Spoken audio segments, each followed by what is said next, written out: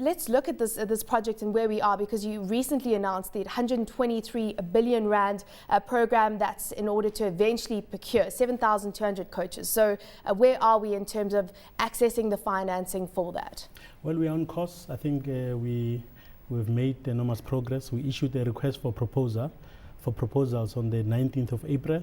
Currently, the different bidders in and outside of the country are preparing themselves for this major project.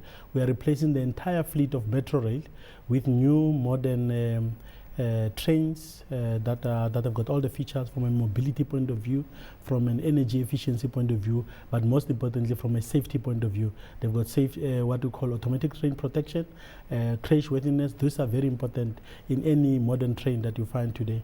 So we are on course. We expect to announce a preferred bidder towards the end of November this year and bring financial close on this matter in July next year, and then we can formally place the orders. Of course, the trains will be built in South Africa so that we can create jobs here, as well as stimulate our own local manufacturing through local production, local content requirements, and BEE.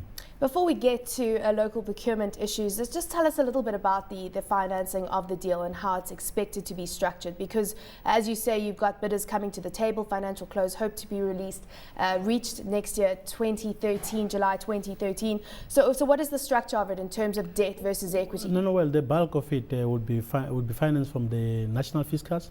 Initially, when we went on, we did a feasibility study, and at that time we were looking at private sector participation. However, when the feasibility came back, it then told us the results were very clear. It would be expensive to finance a project like that through debt structure, that we better finance that from the national fiscals, and Treasury is working with us in making sure that we finance every part of this particular deal. It's a 20-year program, but given all the problems that we've had with e-tolling and the debt are you concerned around the issuance of debt and how you're going to be able to fund this program, and especially with ratings agencies, for one, indicating that South Africa could be downgraded? Well, look, I think that what is happening with Sanral, for example, and the issues around e-tolling is a concern to us. I think even Transnet itself, because Transnet has been raising has gone out to the capital markets to raise some of their own capital requirements over the next 5 years. I think it's a concern to all of us, and it's a concern to government, and we are hoping that we'll be able to find a speedy solution in all those discussions, so that we create certainty, and then we have the kind of investment that are required for transport and for public transport more specifically. Tell us about these trains. Are they going to be trains that you'd get into if you're going to Europe right now and traveling from one country to another? Are they going to be on equal par as the best passenger trains that we see globally? Well, we've set ourselves high standards, and I think that they'll be far better than some of the trains you see in Europe today. But of course, in terms of technology, they will be the same kind of trains. I think that these trains you find all over the world, they are safe.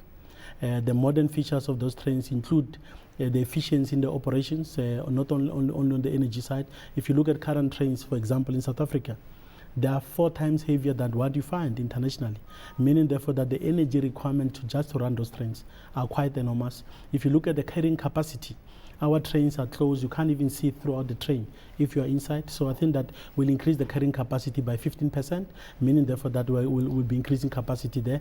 And most important, 15%, just take me to that. 15%, yeah. So 2.3 million commuters per day is what you have on the rail networks in South Africa. On the commuter side, yeah. So going to be 15% increase from that. Increase in terms of the number. So it is a huge investment in capacity, and hopefully we'll be able to get rid of the overcrowding that we see in the peak hours in the morning and in the afternoon. But I think for me, the trains will also have what is important, what we call passenger communications, because one thing about public transport is passenger information. You must know when is the next station, when you connect there, for example, on a bus, on the Gautrain train, on a taxi. That information is very important because it enables you to make the right kind of choices about your travel, to maximize time, because time and money, I think that are very important in terms of public transport comfort. So for us, we are quite excited because Modern trains will also restore public confidence in public transport so that people say, I can leave my car at home, jump onto a train and get there on time. Currently, we are not able to say that because the system is obsolete and has degenerated, I think, over the past 30 years due to underinvestment in our railways. What is the mandate with regards to local content? Because, for example, GE has recently delivered 50 locomotives to Transnet, and 65% of those locomotives had to come from a local content. So is that something that Prasa also has to look at? Of course, being a government That is agency. a very clear mandate. You can see both Prasa and Transnet are speaking the same language. 65% local content. All the components we're going to source for these trains are going to come from here. It's part of the Department of Trade and Industry's industrial strategy that is being rolled out. Is that capacity here in South Africa, or do you still need to get the capacity, manufacturing capacity here? We did a study, and the study confirms that we can do up to 70% local content. Of course, in terms of the technology to design and build new trains, we know that it doesn't exist in South Africa. However, I think that with the how train being assembled here, there's a bit of that capacity. We want to enhance that so that by the end of the first 10 years of that 20 years, we've restored and revitalized our rail engineering capacity.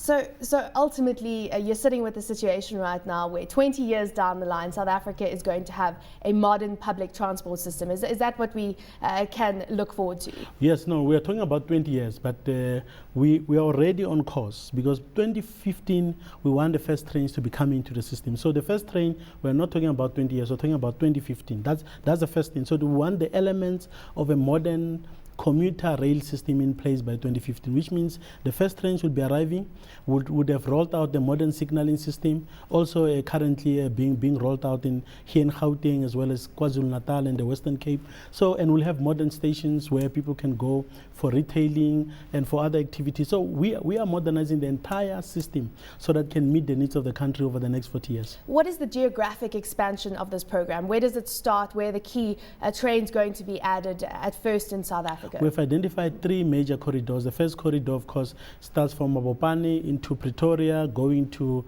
Germiston, Johannesburg Park Station, and it ends up in Naledi. That is one corridor. The volumes of people who travel there is quite significant. The next one is the KZN, what we call the North-South corridor, KwaMashu, Durban, Umlazi. That is a kind of corridor we want to introduce these first trains, and of course the Cape Town region. What about links into Africa from South Africa? Are you looking into that and enhancing South Africa's connection with the rest of Africa? Well, that dream of from Cape to Cairo still remains relevant today. As you know that we're having the Africa Rail Conference taking place. All rail operators from Africa participate in this conference because at all times we're looking at how to roll out infrastructure. Is that happening right now, or is that not a focus? Well, we've got elements of a connection. I mean, if you look at the old railway, what we call the Tazara line between Zambia and Tanzania, built by the Chinese, was one element of that. We've got connection on the freight side in South Africa with some of its neighboring countries. But I think that we need bold projects to make sure that we create that connectivity and it's easy for to connect the different regions of Africa so that we can have a very strong, dynamic Africa moving forward. So that is a goal. And I think that we're starting with some of the short-term connections. When we look at Johannesburg, Maputo, Johannesburg, Harare, and some of the neighboring countries, these are some of the initiatives that are underway, and we're hoping that some of them will come on stream by 2014, 2015. Well, we look forward to catching up with you as this plan unfolds. Thank you so much for joining us, Lucky Montana, the CEO of Prasa.